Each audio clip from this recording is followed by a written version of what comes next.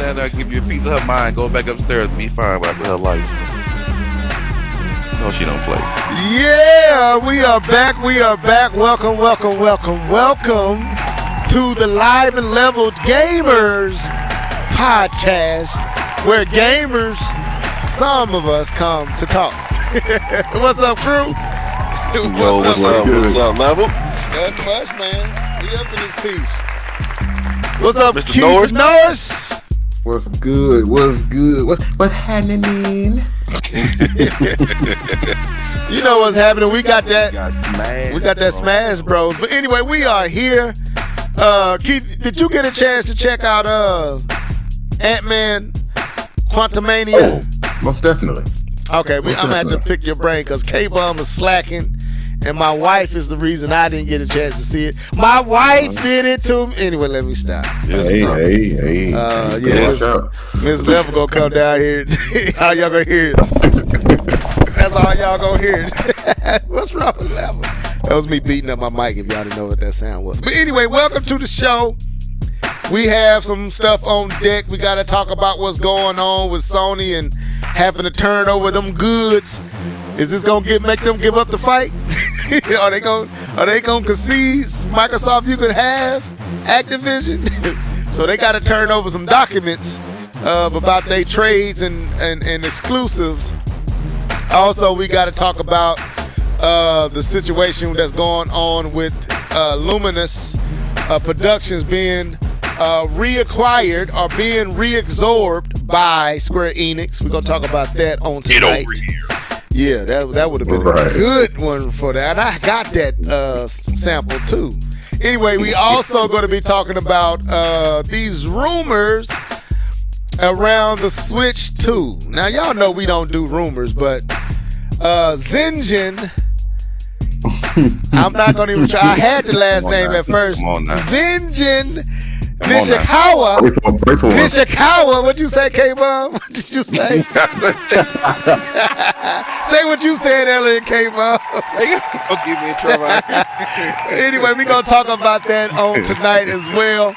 So we got a full cast, and hopefully we can get through all this in a timely manner. But what's good? What's good with my peoples, man? Been a minute. Excited. Miss you guys, bro. I always look forward to jumping on here with y'all. For sure. I took me a little quick nap, and I don't think if I was even asleep. I think I was just not here. My wife took a little minute to get home, and so I had to get my own dinner, and I ate it, and I got a chance to watch what I want to watch on TV without having to fight, and I was just super relaxed. It was. You watched Mandalorian? Oh, yes. Oh, most deaf. Yes. Sir. I actually remembered, and I watched it. Did y'all check out The Last of Us, the last episode? Absolutely. Oh, yes, sir. What y'all yes, think? Sir. Did y'all enjoy it? No. Yes. No, it was good. I didn't get a chance to play that part of the. I never played the DLC. I was just gonna say that. Oh, so that's DLC because I didn't remember none of that. So I was like, yeah, it's DLC. All right, cool. I didn't play none of that, but it would have been dope to play that because I think to they go. did a great job in the story, retelling it. Great job. Yeah, it's good. I had to go online to figure out, like, okay, was this 1-to-1? Because a lot of people were saying, oh, it's just like the game. I was like, oh, okay, cool. I didn't know. Now, so you said you did see The Mandalorian. What was your thoughts on the episode? It was only 30 minutes. I thought they was normally longer than that. But this was only like 32 minutes. Well, I had a thought. Pedro is an excellent escort. I just realized that he is escorting Ellie, and he is escorting Grogu. Across the universe. That is true. So did y'all enjoy the first episode? I thought it was pretty cool. It started off with a banger. I mean, it started off with a bang with that big crocodile. Yeah, basically crocodile, alien crocodile. I thought it was a little slow, in my opinion. I thought that episode was a little slow. I did. I think well, this episode was just to inform you of where they are, and then to build up what's to come. Okay. True. And that's all I really got from this episode. Because even some of the action that he was actually in wasn't really action. I mean, you knew what he was going to do. He was going to put that work in. You knew that, but to me, it's just they just set up to what's to come. like what's going to happen, and setting up story threads for years actually. Because if you saw those whales, when Goku, when they were hyperspeed traveling, those whales in the hyperspeed, that ties, that's a Easter egg back to the rebels and some of the Right. other stuff that they've done. So Right. and that's probably going to tie into Ahsoka, right? So they're putting threads out there in this first episode, about 3-4 threads that's going to be explored for the next, probably 2 to 3 years. So Okay.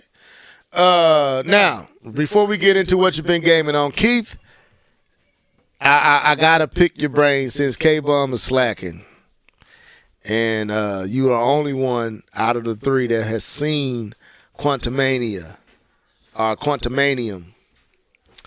How is it? Is it worth going to see at the theater? My wife is bringing me a plate, y'all. Whoa! Oh, put your hands Hold together up. for the Level, Mrs. Level. Don't God be is too gonna get in trouble happy. too. Oh, listen to her. And she brought me some slushy soda. Go ahead, Keith. Hey, that must be nice. Not the slushy. Yeah, Not the slushy ice. slushy. Yeah. Go ahead, though. I'm listening. Is it worth seeing? I mean, yeah. Why wouldn't you want to go see it? I think. I mean, what Marvel movie isn't worth seeing? Because they always set up another. No, not like for the, not for like an independent movie, but Okay. like they always setting up for something, right? Okay. I thought it was pretty good. I know a lot of people were mad at the fact that maybe Jonathan Majors' version of what is his name? Kane, the Conqueror. Kane. They probably thought he was going to be better, but I just think it's like the first. We just now setting it up, in my opinion. But I think it's worth seeing for sure. Yeah, I heard Kane was the highlight of the, and everything else was kind of the low point. But Yeah, he was. okay, well, I'll pick your brain a little bit more after the cast, but I don't want to keep us here, and I got food in my mouth as y'all can hear. So let's go into this. What you been gaming on? I sound like K-Bub. Yeah. You know what time it is? It's time for What Have You Been Gaming On? Sing it, folks. Let's go. Hey. What you been gaming on? What you been gaming on? What you been gaming on? What you been gaming on? What you been gaming on? What you been gaming on? Gaming on, gaming on, gaming on.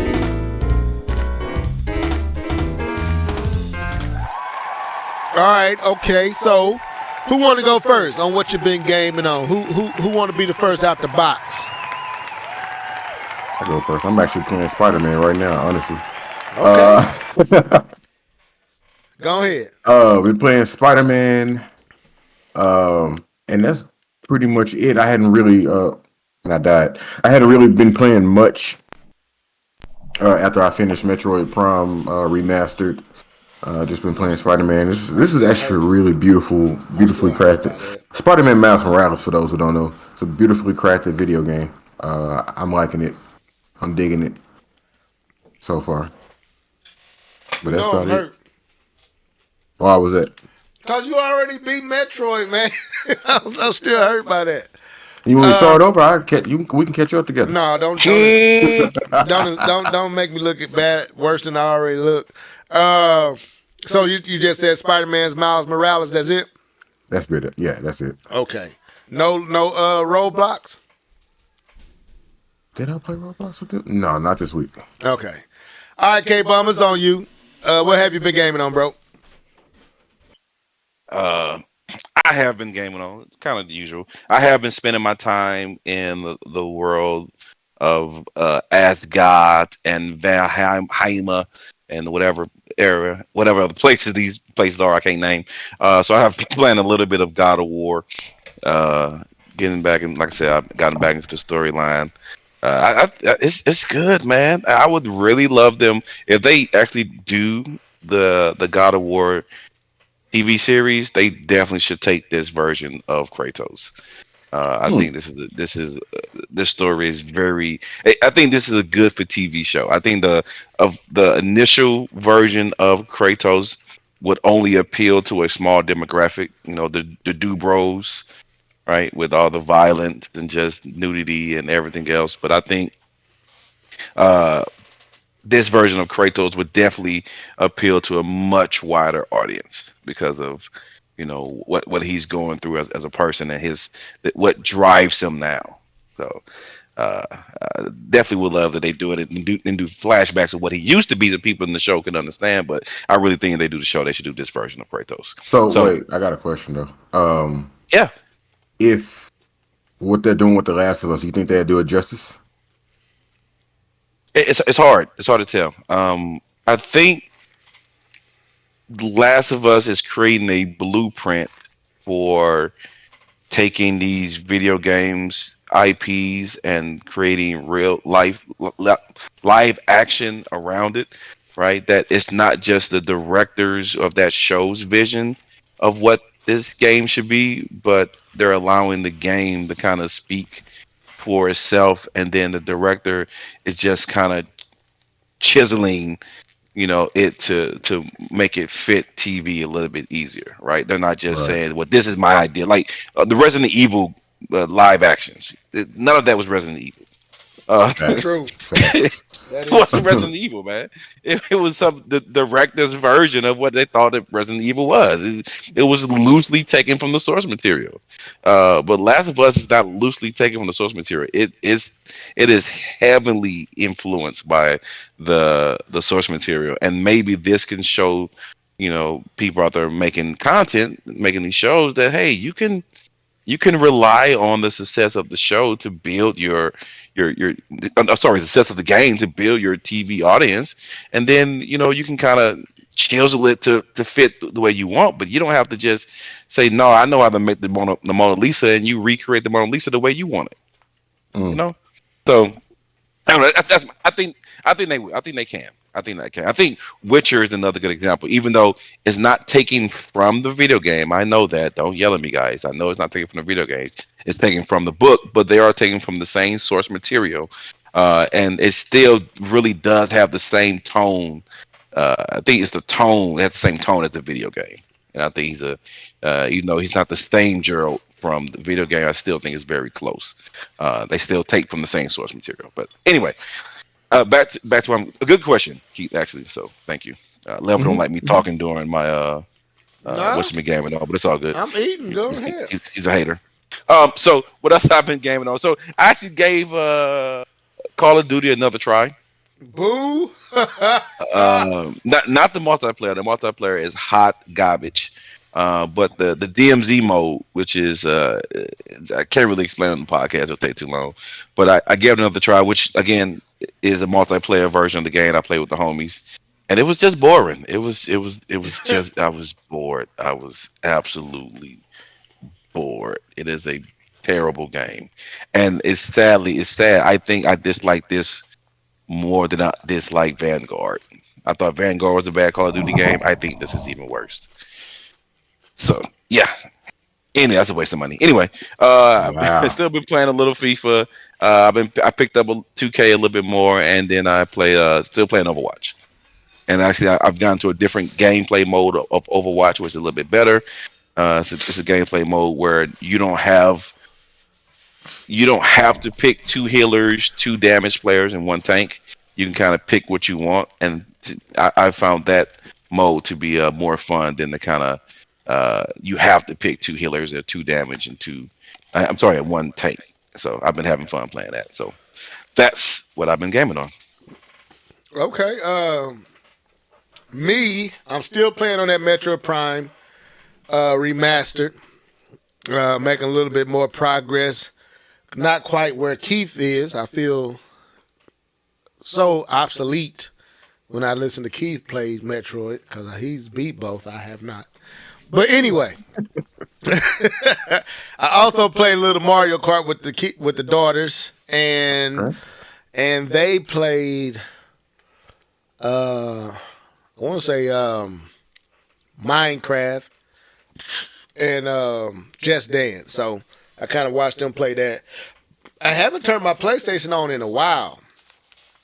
So I'm trying to get some stuff off my plate. I got a lot of stuff that's going on outside the house that's kind of been, for the last month or so, that's been kind of more at the forefront of my activities. So once I get past that and have some free time, I may get that Elden Ring another go.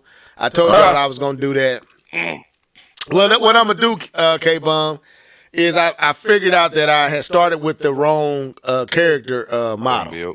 The wrong build. And I took a build that was for more advanced players with less defense, and it's a lot. His combat is up there, but his defense is terrible. And so I'm gonna go back with the one that they suggested, that you start with it as an amateur, I guess, novice. So I'm gonna try that out because I really want to see what this game has to offer. And I bought this game and really have not did much of nothing in it because I can't get nowhere. Everywhere I go, I get thrashed. I can't survive long enough to enjoy it. So that's my plan. I'm gonna try to beat that, or at least get some depth into that game. And I also, man, may put back in Ghost of Tsushima, man. I don't know. I've been having this itch to kind of explore that game again, man. And I say it's beautiful. Yeah. So I may do that. And K-Bone, we got to finish that. Is it the two of us, or what is that? No, it's not two of us. It's not Get Out, but it's like the prison. We got to finish that game too. As well. Something out. Yeah. So, but other than that, I haven't gamed on much this week. So that's all I've been gaming on. So let's move on to these topics. So we're going to start. Where do y'all want? Let's start with Microsoft and Sony. Y'all want to start there? Sure. Okay, so let's pull that in. So y'all can see that. And let me make sure I got this set up. So we all know that Microsoft has been in a tied up situation with trying to acquire Activision because of the pushback and defense that's being put up by Sony to keep them from acquiring Activision Blizzard, mainly because of Call of Duty. So they've been embroiled in this tug of war. Well, Microsoft really has been embroiled in this tug of war with Sony on the sideline, antagonizing and throwing wood on the flame of why they shouldn't have it. Well, a bombshell has taken place to where Sony has been ordered to reveal trade secrets to Microsoft. So we're going to read this, and then we're going to bring the crew in, and we're going to kind of discuss it. So Sony's opposition to Microsoft's Activision Blizzard acquisition leads to some inconvenient consequences for the Japanese gaming giant. Sony has been ordered to reveal a number of trade secrets to its largest rival as a direct result of its continued opposition to Microsoft. I don't agree with their largest rival. I think Nintendo may have something to say about that. But anyway, proposed takeover of Activision Blizzard. Microsoft's proposed takeover of Activision Blizzard. This is arguably the largest consequence of Sony's ongoing pushback against Microsoft's Activision Blizzard acquisition to date. The Japanese gaming giant has been the largest opponent of the consolidation ever since Microsoft announced its provisional buyout agreement with the World of Warcraft maker in early 2022. Following a plethora of regulation hearings the world over, and even some memes throwing shade at Sony straight from Activision's C-suit I don't know. Okay, from Activision's C-suit. Microsoft subpoenaed its rival in mid-January 2023, requesting access to years of sensitive company files, including platform exclusivity deals and other trade secrets. The motion for disclosure was filed as a part of a fact discovery stage in Microsoft's pending trial with the U.S. Federal Trade Commission, who sued to block the Activision Blizzard purchase on antitrust grounds in December 2022. So that's basically the gist of what's going on. So, who want to come out first? K-Bum, Keith, who want to go first? Sony, is this Microsoft one up in Sony right now? K-Bum, you can go first. Yeah, I can come on and talk about it. Heck yes, it's Microsoft one up in Sony. Microsoft is like, yeah, you want to get all up in our biz. You want to get yourself all nosy and tell us what we can and can't do, and that we can't get Activision. You want to get over there and cry in the corner. What you been hiding? Right. What you been keeping in your closet? How much money you been paying these people to not put their games on our console? And so this is a power play to try to show that, hey, you know, our competitors are paying all this money. You know, they're not acquiring these companies, but look how much money they're shelling out to keep us from being able to compete with them. This is going to be used as leverage to say, see, this is why we have to acquire this company, because Sony is spending this large amount, and it probably is a large amount of money. I'm assuming here, but I think it's maybe a safe assumption.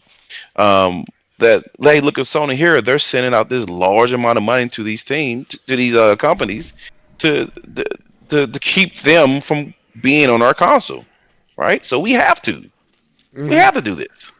So yeah, I think this is a power play. I think this is a great play by Microsoft, and it's going to, you know, it may look bad on Sony, but it's going to be, it's the law. They're fighting the court of law, and they're playing by the rules at this point, right? Yeah. So yeah. All right, go ahead, definitely Keith. think them one up in them. So I agree with you on that. Okay. It's such a weird situation, but yeah, they like Kayvon said, they're playing the game legally. They're playing the game how it's supposed to be played.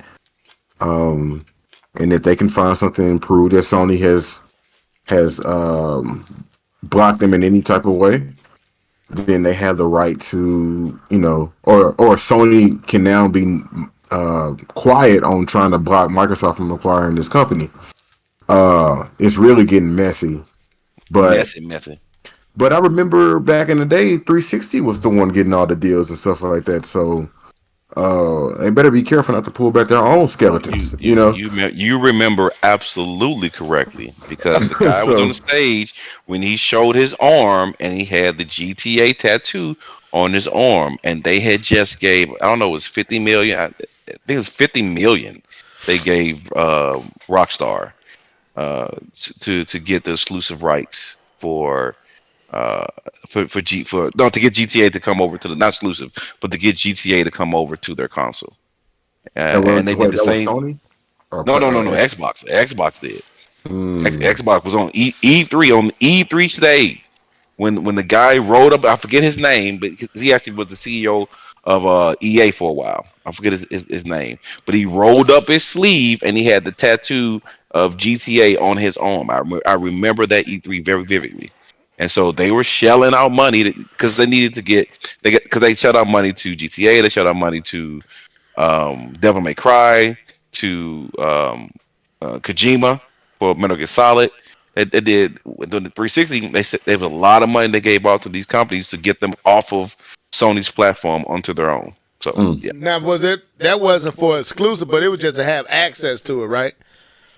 They got some exclusiveness to it, right? Okay. So there was some stuff that went first, or some that was done that was the Xbox was prioritized over the PS3. Hey, I Right? hear Yeah, crying. PS3. Hold on, I'll be right back. Okay. Yeah. Well, I think this is a big chess move by Microsoft, because if Sony has to open up the vault, so to speak, and let them into the secret backdoor dealings, this may reveal some stuff Sony don't want revealed. Agreed. And this may really expose Sony in a way that, and not just Sony, but those who they have made these deals with, like maybe some backhanded under the table deals to keep, because Sony can't compete with Microsoft financially, right? So No, absolutely not. So for them to be able to broker these exclusive deals, it had to be some other stuff going on. This is what I believe Microsoft was trying to get at. To keep Call of Duty exclusive like they were, even down to the advertising and all that, there had to be other type of deals being negotiated between Activision and Sony that went beyond just a payment. There had to be something else being promised and quid pro quo between them that allowed them, Sony, to out finesse Microsoft with Activision to keep that game on their platform in the way it was, to where all the marketing, when they showed up at E3, everything was Sony. And I always wonder, like, how is Sony outbagging Microsoft for these exclusive rights? And so I think that may be what Microsoft is trying to show, is there may be some underhanded stuff, some illegal dealings going on that Sony had going on with Activision long before they tried to acquire it. That's why Sony is fighting so hard, because there may be more to their exclusive deal with them that meets the eye. And this may be that wolf ticket, that this might be that bluff that caused Sony to back out. Like, they may not want to disclose that and cause them to back out and be like, go ahead and take it. So what y'all think about that? I did not think of it like that. I don't know if even after that, I don't know if I still do. I think that's still kind of, I don't want to say it's not far-fetched. It's definitely not far-fetched. But I don't know. Yeah, I don't know if that's their play, right? If they're trying to see, there's some underhanded things going on here, we want to kind of expose that. I don't know if that's what they're trying to do. Mm-hmm. I do know that they've been trying to get this information for a while. I think they said, I forget the date, but they wanted to go back so many years, like years that they were trying to go back a lot of years. Right. The piece that I would get from the conversation that you were saying was that I do think that because Call of Duty was Xbox's game for a while. True. Right, that's what I'm saying. Well, like, because Xbox was always, Call of Duty was always shown at Xbox E3. Always. I don't know how long that was. Let me not say always. That's not true. For a long time, Call of Duty was shown during Xbox's E3 presentation. It was shown live, demo live there each year. And then so many years after, Sony kind of, bought the rights, and then it became Sony's new toy. But right. Yeah, I'm not exactly sure how that actually happened, but you still have to understand that there is a financial gain for companies to put their games on Sony systems. There's a bigger audience. I agree. More. So that's why I'm not fully on the boat that, hey, this is them trying to show that, because there is a financial reason to put your game on Sony and not Xbox. Well, and even the PS4 days, the PS3 days, no, but the PS4 days, they were dominated. That's where I was just about to go. Still dominating. That's where I was about to go was the PS3, Xbox 360 days. And if I'm not mistaken, didn't they kind of begin this trend midway through the PlayStation 3? They started getting that like marketing and everything started to kind of swing to Sony over Microsoft, even though the 360 was the more popular of the two. I'm not sure. I'm just asking the question. In the 360 days? Because I know in seventh generation, in the seventh gen, in the seventh gen. Seventh gen is the Xbox One, right? No, I think the eighth gen is PS4. Eighth gen is PS4. So seventh gen would be PS3. Okay. Because I asked K-Bum earlier because he let me know. So that's how I know. I researched. K-Bum told me. Yeah, he told me that. So I knew I was right. But anyway, I'm just saying, like, to me, okay, you're right. Sony has had the more popular system with the bigger fan base than Microsoft. So yeah, it would make sense for Activision to try to ink a deal with them to promote and advertise the game there. But I think this is just me thinking outside the box. With Microsoft money, they could just outbag Sony to do it. Like, okay, yeah, they got the biggest platform, but we gonna give you this bag to keep it over here and advertise it and promote it with us. Right. Now, there's still Activision's right to turn it down, but I've always been curious how Sony was able to broker that deal with Microsoft having more legs, so to speak, when it comes to finances. To look how much they spending just to acquire Bethesda. Look how much they spent. Look how much they spent trying to get Activision. So they're not scared to throw money at stuff, and that's why I'm curious if Microsoft is trying to get at something a little bit deeper than just your exclusive deals, but how they were structured may be even more telling and trying to get at something, because this is me again. I'm not saying this is just me thinking. It's possible. It's possible, right? Because Sony is trying to paint Microsoft as, what's the word? The villain, but yeah. Yeah, a villain trying the villain of this story. Yeah, trying to acquire this for, to monopolize the market, right? Right. But if you got some deals that help maybe not monopolize the market, but you monopolize this game in a way that it was detrimental to them as a company, then it makes Sony look like hypocrites. Right. Yes. And yeah, so that's true. That's what I was saying.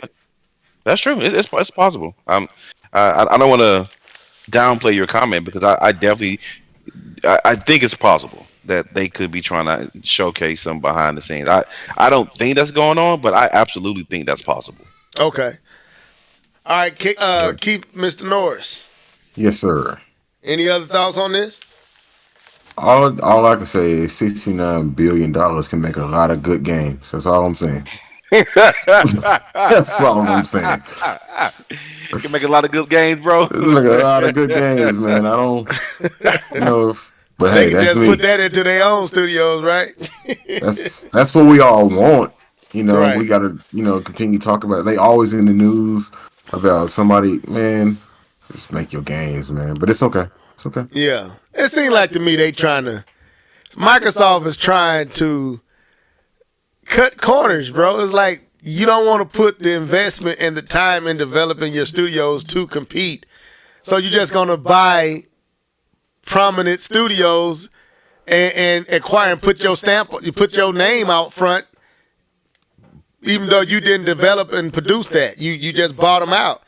And if you don't have the same heart and same mindset, that, like we've seen with most of the studios that Microsoft has acquired, it ends up being detrimental because you don't have the heart and the genius behind what created the phenomenon or the popularity with the studio. Yeah, what made it special. Yeah, what made it special. You don't have that under your umbrella of thinking, so you get them and then you don't give them what they need to continue to make the stuff and fork out the games that brought attention their way.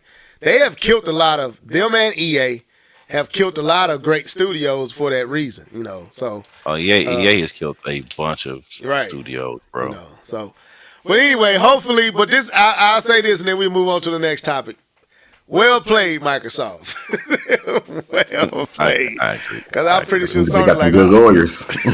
right.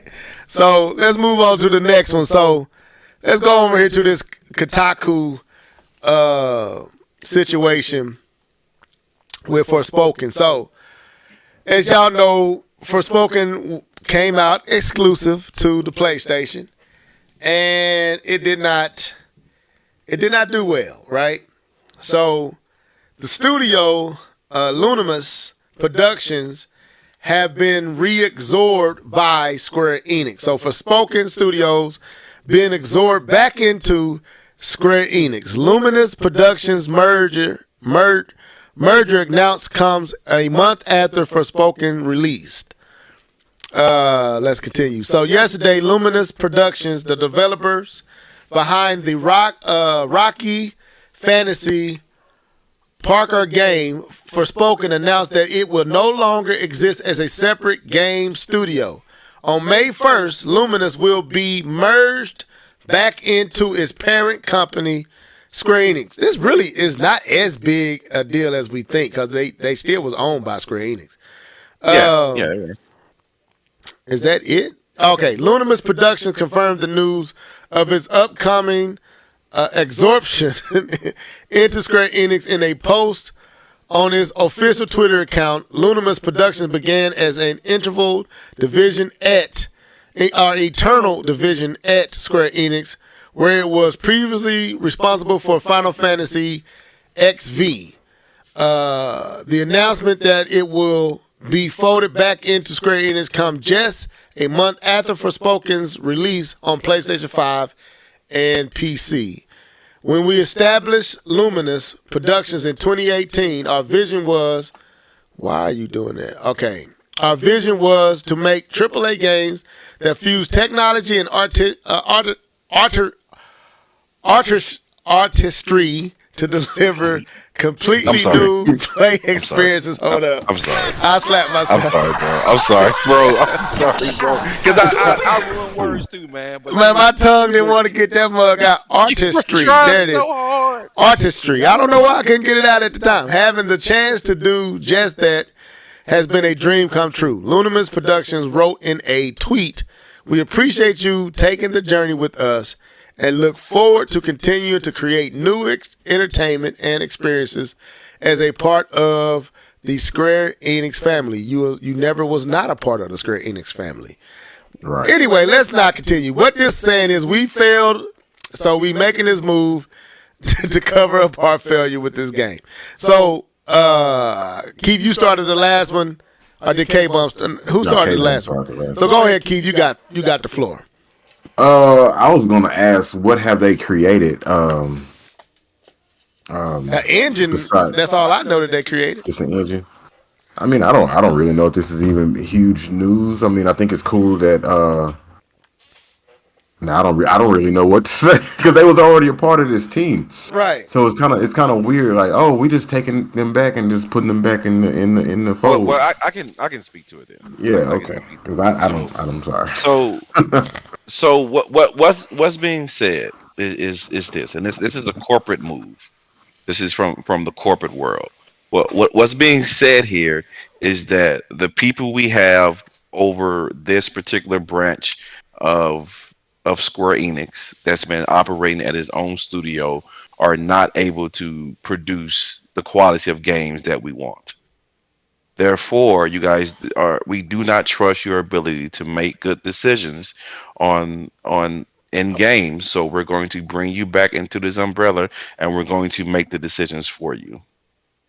You guys are good developers, and we're going to bring you in. But the people responsible for making decisions, and this, because again, they were an independent studio. They were in the umbrella, but they operated independently. Okay. Which means I'm glad you said that. Okay, so they had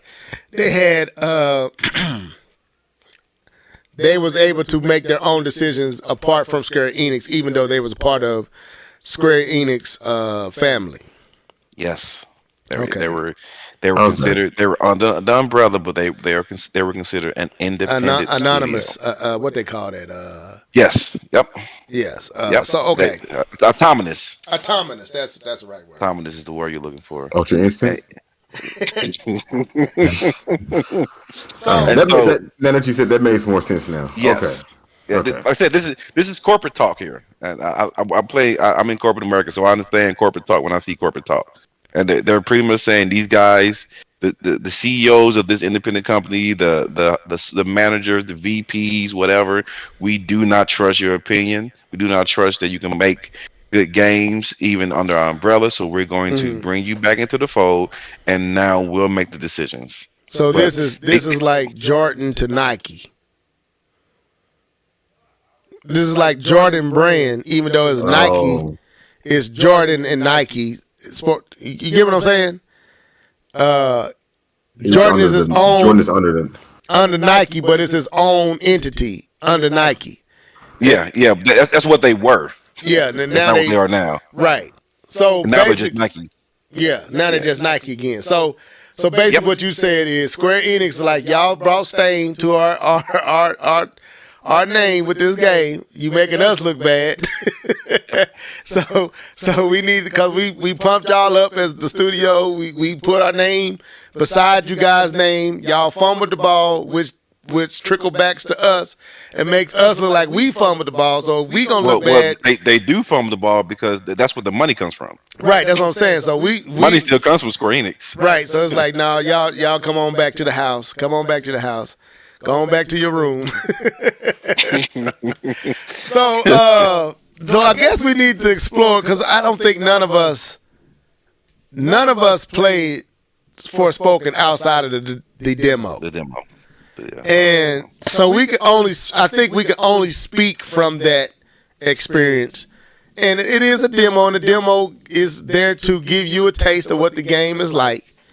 And I think we talked about our experience with the demo, and for me, that's the reason I didn't buy it, was the demo. And I'm kind of glad I played the demo, because I was like, man, no, this is not working for me. So go ahead, Keith. I was gonna say, I thought the game wasn't. I didn't think the game was a bad per the demo. I just didn't know what you were doing. Like, it felt like it was like a big time waster. Like, if I want to do that, go play Candy Crush.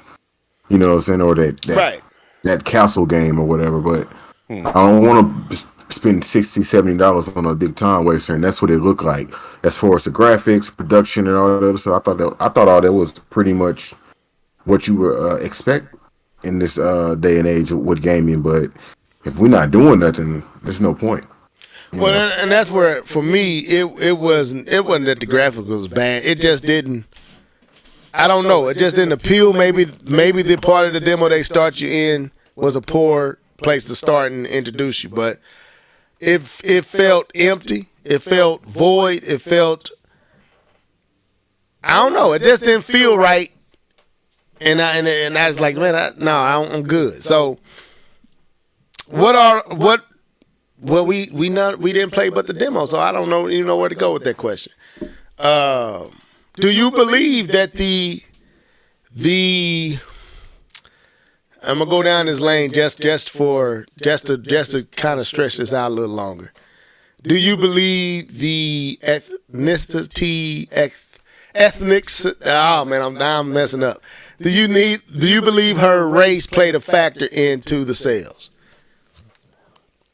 Not as big as people will say. I think a bad game is a bad game. But probably, especially overseas, probably not as much over here. But over there, especially the Square Enix, you know what I'm saying? Japanese people probably like, nah, I'm not playing that.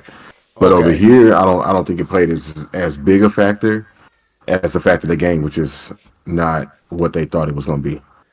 And I meant to say ethnicity. That's what I was trying to say. Or her ethnic group. K-Bomb, thank you for that. I struggle with that word too. I do, man. I got to really think about it when I'm saying ethnicity. But go ahead, K-Bomb. Unity.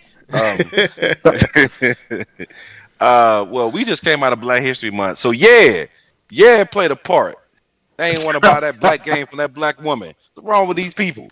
That's why it didn't work. I tell you, they saw that black woman and all them peoples went to running. They ain't want to give that black woman money. Okay, so back to reality. So I I do believe it played a part. So let me say this. I do believe people are more comfortable, and I think we are more. Where I'm looking for. Critical. It's not. It's not critical. We are more accommodating and expecting of a white protagonist, white male condition. There we go. Condition to see a white male protagonist.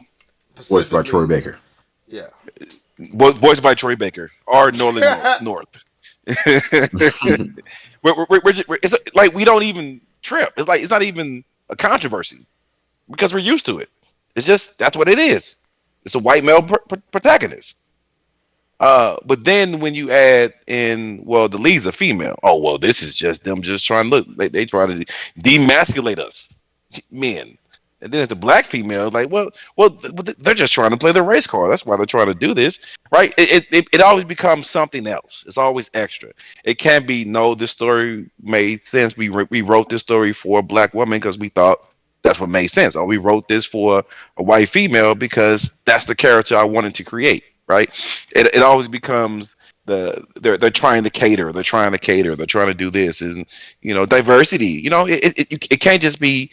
This is what the story was supposed to be, right? We rebelled against that. So I do believe that some of the sales, some of it, was due to the plan as a protagonist, as a black female protagonist. But as Keith said, the bad game is a bad game. I think I don't think it was a bad game. I think to be honest, I think what had a bigger impact than it being a black female was that it was a PlayStation exclusive. I think that had a bigger impact on the hate that this game got than it being a black female. To be honest with you. Okay. Yeah, because I did hear a lot of sorry about that level, but I did hear a lot of Xbox gamers just going straight to Metacritic and leaving scores and leaving reviews, and they haven't even played the game. Review bombing. Review bombing. Yeah. So I think that had a bigger impact, even though I think it did hurt some because some people are just give me my and this red pill generation, I believe that her being a female and particularly a black female plays some factors in certain parties, certain groups not being open to this game. But just to play devil's advocate, when you look at games like what Keith talked about earlier, and that's Miles Morales and Deathloop, which were both Deathloop had a black male and female, and Miles Morales is a black Hispanic. There may be those outliers that may say, no, that's not the case. Maybe it could be just it was a poor game, or what you said, K-Bum, maybe it was the exclusivity to PlayStation, and I would go this far to say a combination of it all.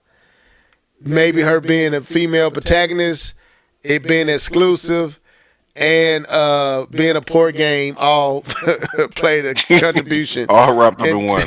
Right. So, but there was a lot of complaining about her ethnicity when the game first came out. We remember those rummages. We had those conversations. So we're not saying that's why it didn't sell, but I think it did contribute to its poor reception. And out front, I think people wanted to find a reason to hate on the game. And I think the two reasons they had was its exclusivity to PlayStation and that it was a female protagonist. I think those two reasons were generating fake outrage and fake hate or fake criticism. however you want to put it. So yeah, I think it did. I think it did. I did want to jump right back in really quickly because it's funny because you mentioned Miles Morales, but the comic book version of Miles Morales when it came out got so much flack. When they introduced Miles Morales in the comic books, people went ham, bro. A black Spider-Man, people went ham. Right. On Miles Morales. So I see the correlation you're making, but people they've already got their frustrations out about Miles Morales. They've already accepted that this is who it is, and they've actually got the time to learn the character. And a black Spider-Man ain't too bad, right? So, but when he was introduced, bro, the comic book world was so mad that they did this. Remember, they had to kill off Spider-Man to bring Miles Morales in. So do you think it was the fact that they killed off Peter Parker, or that simple that they made the new version? Spider-Man is white. And you know what? No, I don't want no black. I said this plenty of times. I don't want a black Superman named Clark Kent. I don't want a black Spider-Man named Peter Parker. So I'm glad they made Miles Morales. I'm glad they got another version, Superman from a different universe. I can accept that. I don't want me being a black male. I don't want them changing certain characters just to appease to certain nuanced narratives of today. Even though I believe we need representation, but you don't have to take a long-standing character and change them to appeal to me. Just give me a character like Black Panther that we can. We can wrap our arms around and embrace, and I'm fine. Just give us an equivalent superhero or whatever that you show the same level of respect that you show to the white counterpart. I'm straight. So, because I didn't like when they was going to change Little Mermaid, Ariel. I didn't want her to change. She white, keep her white. Don't change He-Man, keep him white. That's how I feel. I really did. So, and I said something about this. I know this is not video game related, but Tinkerbell was being played by Yara Shahadi. We all jacking up. Yeah. So she's playing Tinkerbell. Keep her white, man. She been white. Keep her white. That's how I feel about it. Tinkerbell's not a real person. I know, but keep her fake person white. She fake white. It was written when all you had was white people. Now see, I don't care. Here's my thing. Here's my thing. Level. I completely understand where you're coming from, but I don't believe that is the rule that should be applied across the board. My thing is if it makes sense. Nick Fury, that made sense, but he was a lesser known character. But Nick Fury was S.H.I.E.L.D. I'm not saying he's a lesser known character. He was S.H.I.E.L.D. And sometimes it makes There's caveat. sense. There is caveat. That's caveat. That's what I'm trying to say. Okay, I accept that. I'm not saying let's just blanketly say let's keep everybody the same race. Okay, so I get what you're saying. Because like Johnny Storm, I didn't like. I didn't like them changing Johnny Storm being black. I didn't like that because it didn't make sense. Because he's a brother. He's a brother to Sue Storm. Right. It doesn't make sense to make him black and her white. It doesn't make sense. Why would you do that? Because I'm the same way. I'm the same way in other ways. So let me restate what I mean. Well-established characters, if they were white, leave them white. That's what I'm meaning. Now, absolutely. And I'm the same way in other ways. Biblical characters. I like Charlton Heston, whatever his name is, but can we get some actual true depictions of what they actually look like? What actual Egyptians look like? So I'm like that in general. You know what I'm saying? When they made Gods of Egypt and they had all these white black person. I was upset about that. So I'm like that in general. Like, let's depict people right. Just like they got mad at Prince of Egypt because they tried to cause Steven Spielberg tried to depict the Israelites exactly what they would have looked like. Browner people. And there was a lot of kickback. I used to work at Blockbuster, that's why I know. There was a lot of pushback from soccer moms. Which movie was that? Prince of Egypt. Oh, okay. So, You know, the one with Boys and Men singing, you know, that big, and then I think Mariah Carey or either Whitney Houston, one of them had that big song. I think it was Whitney. Yeah, it was Whitney. So, anyway, we done went a whole another way with that. But anyway, so, what y'all think about this? Kotaku talking about Luminous going back into, or being absorbed back into Square Enix. Honestly, that's not a big deal. They was always a part of Square Enix, so it's not a big deal. So let's go to our last. I disagree with you. It's a big deal for the people working there. I understand from the gaming perspective, you guys say it's a big deal. But for the people working there, are people getting fired? Are probably going to lose their job. Yes, yes, you're going to get fired. You're no longer the CEO of an individual. I didn't even think about that anymore. Right? You're getting fired. People are getting fired, bro. It's a big deal. Okay, so it may not affect us as gamers, but people's jobs are going to be affected. Okay, yeah, all right, you're right. Okay, all right. So let's move on to this last topic, then we get out y'all face. I think we're doing good on time. We 55 minutes, so it seems like we've been here longer than that, but we haven't. So, as y'all know, this has been the big talk around Nintendo. I think it was something. I don't know the real backdrop of how this rumor came about being discovered, and I'm not. Y'all seen enough videos on it, so we don't have to go into that. But so the rumors around the Switch 2 has kicked up in a large way over the last few days. So, and this is coming from Game Revolution. It says Nintendo Switch 2 production could happen in 2023. I don't believe it, but that's the rumor. I believe it's coming next year, like the Switch originally did. I think it's going to be the top of the year, around March of next year. So it says rumors of Nintendo Switch 2 production have been sparked by Zenjin Niska. We're going to hit a roadblock. Nick, what? Sorry, what was that? Hit the roadblock. Nishikawa? I think you say Nishikawa. I think that's Zenjin Nishikawa. I hope I'm saying that right. A well-known tech. I had practiced it and still screwed it up. A well-known tech reporter in Japan. In the latest issue of Japanese magazine Famitsu, Nishikawa said there seems to be some kind of movement from Nintendo regarding new game console in 2023.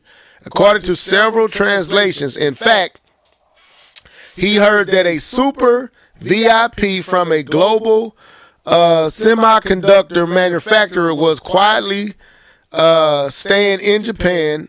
How very interesting. Nishikawa, I hope I'm saying this right, as roughly translated by a user on Weibo, I don't know how to say it. As a man, forget all this. I ain't reading all this tongue on my tongue. Do y'all believe? I ain't trying to look. I ain't trying to read that. I'm not trying to be laughed at because I'm trying to say all these. I can't say none of these Japanese. I ain't even finna try. Do y'all believe? just had a conversation. And I come to you, Keith, and then K-Ball, since this is a Nintendo topic. I'm gonna come to Keith first, so don't get mad at me. Keith, do you believe that the Switch 2 will in any kind of way show up on shelves this year? Nah, not this year. Not this year. I think we'll finally get something revealed. And honestly, I don't know when we'll get that revelation, but we'll get something this year. I hope it's not like they did when the Switch was revealed. Like, oh, here's what was it? December we finally got the reveal, or was it November? It was late. It was late. They showed the trailer in like late October. It was late. Okay. And then they did the reveal at the top of the year in January. And then I think it's either like the mid part of January, like January the 12th, 13th, somewhere around there. And then they had the release in March. So that's how that 2016 they showed it. 2017 they had the press conference to reveal it. And then, I went and I pre-ordered it because everybody was on there trying to make sure they can get in their first pool. And I remember I got it, boy. I jumped up like I had won the Olympics or something. I got this, boy. So I was excited. Even my wife was kind of excited. You got it? Yeah, I got that, boy. I got it. So anyway, but yeah. So, but go ahead, Keith. I don't think we're going to get anything this year. I think, and I'm going to stand on this. I'm going to die on this hill. I think this is just completely new territory for Nintendo to be this successful, to have to try to come out. Because remember the last time they were that successful, but they finished weak with the Wii, and then they came up with the Wii U and pretty much died out there. They was out there fighting for their land. They was in the desert without water. And I think they don't want that to happen. So I think Nintendo's playing their cards really close to their chest. And I think if they were to go ahead and show something that maybe they should show it early. Actually, now that I just thought about it, show it early, let people talk about it, because that'll give them enough time to, if there are changes that need to be made, they can make changes or additions and things of that nature. Go ahead and let the people start talking, because waiting to the last minute and then you're so confident on your whatever your device is going to be, and it comes out and falls flat, you might want to go ahead and start talking about it. So we might see something this year, but I don't think it's going to be on store shelves. No, that's definitely 2024. Okay. What year is it? Yeah, 2024. He said, "What year is it?" I'm slapping. Slap yourself on that, Keith. I ain't letting you slide on that one. All right, come on in here, K-Bomb. Do you believe that we will see Switch 2 on shelves by the end of this year? I don't see how you wrap up production to get this out in holiday season. Because if you're going to get it out, it has to be at the latest November. And it's already March, so that's April, May, June, July, August, September, November. So that's 6 months to wrap up production and get out the system. I don't see how you do that. That's really that, because it's going to be out before December if they're going to do it. You're not going to miss the holiday season. Go ahead. I think I got the wrong article up. I think I got the wrong article up. Hold up. Go ahead. I think I may need to re-look this up. Because this is going back to January, and the one we talking about actually just came out this month. Okay. Yeah, so, I just don't see how they would do it this year. Now, if they want to try to do it early next year, right? Because early next year, if that's the way that they want to do it, I can see that. I can see that happening, but I don't see it this year. That's a far-fetched thing to occur. Okay, so let's see. Head of Pokemon Rumors League regarding Pokemon Scarlet by most of them. Okay, this is the right. My apology. We had the wrong article. So this is dealing with, because I was like, this is not talking about how they found it. So, okay, ahead of Pokemon Presents, there were plenty of rumors and leaks regarding Pokemon Scarlet and Violet, and most of them were proven fake. However, one leak was proven accurate, except for one claim regarding a new Nintendo Switch model. Is this it? Is this the one? Keith, I can't find that article. I think I pulled up the wrong one.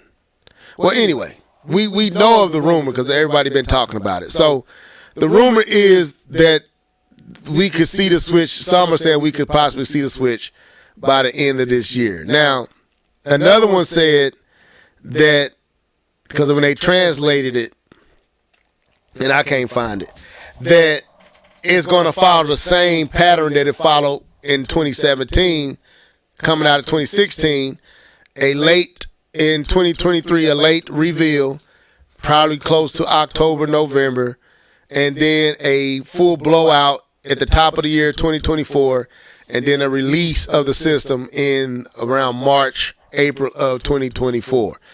And that's what I believe. Now, I apologize for reading a month-old article. I thought that was the one, but that wasn't the case. So I'm gonna agree with Keith and K-Bum.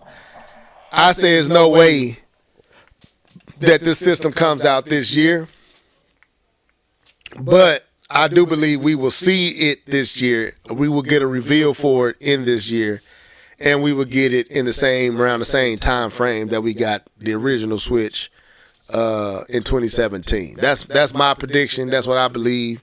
And then I think Metroid Prime 4 will be one of the showcase titles, and possibly a Mario game as well. Kind of follow the same trend and just replace Breath of the Wild with Metroid Prime 4.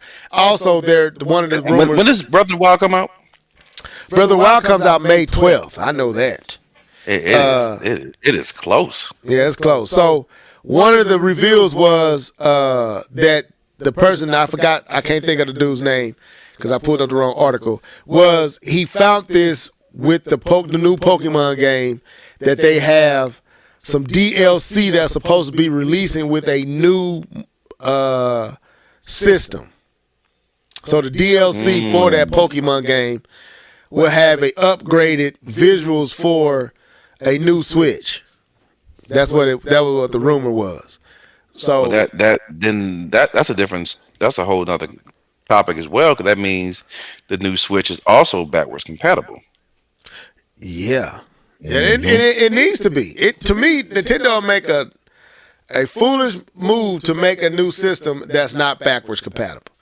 Not when you unforced her to take on this format of cartridges, and we got all these games, and you move to a new system, and how we gonna, then I'm forced to have two docks. So yeah, I pray that they. How many Nintendo systems were ever backwards compatible? The Wii was backwards compatible to the GameCube, and the Wii U was backwards compatible to the Wii. Or the Wii was you could play Wii games on the Wii U, you could play GameCube games on the Wii, and that's it. And that was it. Oh wait! That's not true. Unless you count the handhelds. Handhelds, you can play 3DS games, can play DS games. The 3DS systems could play DS titles, cartridges, as well. So that's been a staple with Nintendo for a minute. But that's not every system. That's not every system. That is sporadic. It is similar to Sony, because not every Sony system is fully compatible. Yeah, you've had instances. Well, there go me. I jumped at the pile. I can't talk either. You have places where it was partly compatible, then fully compatible. Then you have PS4 where some can play PS3 games, but not all of them. And then they came out with a PS3 that couldn't play it. So I understand. I just wanted to check, because I wasn't familiar with their backwards compatibility. Yeah, like the Switch. The Switch is the one that you couldn't. Every system between the GameCube to the Switch, before the Switch, was backwards compatible. You could play the GameCube games on the Wii. You could play the Wii games on the Wii U. And then when they came out with the Switch, the cartridge wasn't disc based, and that's where that starts off. So hopefully they follow their handheld tradition, where they have always allowed you to be able to play whatever new handheld they made. You could play the old handheld games on it. I think that was the same with the Game Boys and all that too. You could play Game Boy on the Game Boy Color. You can play the regular Game Boy games and all that, if I'm not mistaken. So hopefully they continue that with the Switch. If they come with this same style system and this hybrid portable docking situation, then they'll let you play all these older titles on that newer device while reading, because they wouldn't really have to change the format of the disc. Of the cartridges, would they, Keith? I don't think they would. No, and even if they did change the format, you could make that little slot for a cartridge. Then again, that's just me talking out the side of my neck, but in my opinion, they could add it, even if it wasn't the main format. Like if they wanted to go back to disc, which I doubt, they could add it. They could add that cartridge. You could always do it. I don't think they leave in the Switch format, man. I think I think they're going to come with another Switch. I mean, it's like Keith said. Did you say it? One of y'all, yeah, you said it, Keith. Nintendo hasn't enjoyed this level of success. Well, it wasn't K-Bomb. It was Keith. It was Keith. Hasn't enjoyed this level of success. And even when they did, they squandered it with the Wii. And it ended like that last year and a half was like, get this crap out of my house. You know what I'm saying? Where with the Switch, I'm not saying we saying get this crap out of our house. The Switch is still selling like crazy. I'm just ready for something new. So I'm being a little selfish with it, but they are ending. If they move on, they'd be moving on at a high spot with the system. That is still a highly sought after device, and I think they should move on in that season. Well, I already want a remaster of Tears of the Kingdom. Yeah, I hope that, yeah. So a remaster or a update to where it takes advantage of, like, what Sony did with their games on the PlayStation 5. You get. Oh yeah. So that's all they would have to do. Have a version that's kicks in when you put it in that system. It goes up to, it bumps up to whatever that system can do. So, but anyway, that's all we have for tonight, man. Anything else? Again, I apologize for reading the wrong article. I didn't realize that wasn't the one. I thought that was the right one, but I had the wrong one pulled up. So, but anyway, hey, I counted to the brain, not the heart. But any other thoughts on tonight, or we can get out of here? No, I think we kind of summarized the day. I think it was pretty good. Okay. So that was the Live and Level Gamer podcast for tonight. Make sure you like and subscribe and share with friends. We didn't have much activity on tonight, but we'll be back next week, same time, same place. I'm going to let these brothers sign out, starting with Mr. Norris. Go ahead, bro. Yes, sir. Good episode tonight. Like you said, there wasn't a lot going on. Hopefully, some of the stuff that we talked about with this whole Nintendo rumor stuff, and we'll see something this year, something very exciting. So, and whatever happens with Microsoft and Activision, man, I'm just ready for it to be over. Yeah, I'm ready for that to go ahead, settle itself, and we can see what's going on. Go ahead, K-Bon. No problem, man. Yeah, no. So I hope you guys get a chance to rewatch this. Hope you guys got a chance to check it out. But I definitely had fun today. I enjoyed myself. I thought it was a good cast and some good in-depth discussions, not just on the surface, but some good actual conversation other than not reading the right article. I slapped myself for that one. So I enjoyed myself, man. Definitely excited for the next time we meet. And enjoy yourself and enjoy gaming, y'all. K-Bun, you didn't catch that was a wrong article, bro.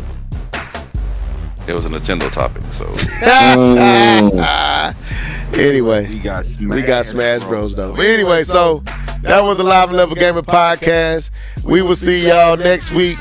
Y'all stay blessed and highly favored. And deuces. But we got Smash Bros.